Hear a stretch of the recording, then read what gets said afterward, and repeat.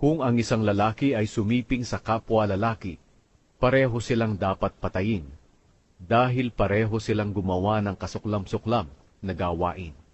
Sila ang responsable sa sinapit nilang kamatayan.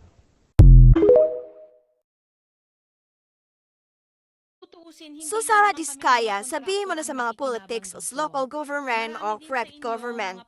Now, kung sino talaga ang nagputos niya at nakitapan, hindi mo na kailangan sabihin na nakikinabang, kailangan pangalanan mo sila kasi ang tinutumbog namin, but the reason why to vote and this your job, kung saan ang butas, kung saan nagmula at bunding lalabas. You know what, our people is this over any are YouTube and posting social difficulties is all bullshit or reporting. May mga tao talagang hindi nakakaintindi sa social na just ignoring, learning about the money. So, at what point, talagang papaalam muna ang mga vlogger or content creator kung itong mga tao naman po ay drunker. So, it is simply for but going to money that just proved na pinagtatanggol na kanyang hanap buhay ay yung walang videos. Binibigyan naman pala siya ng pera, ayaw niya.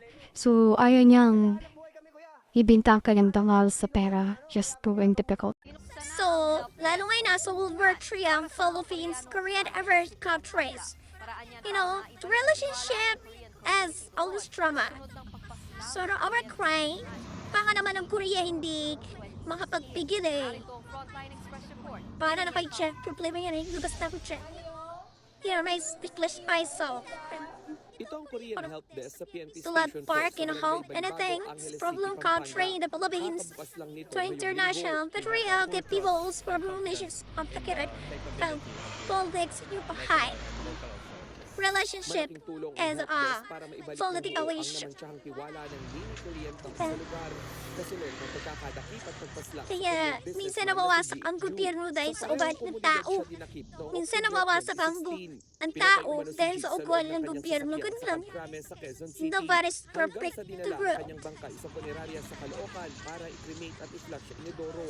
Ang Kaya, for everything revelation of war in that time.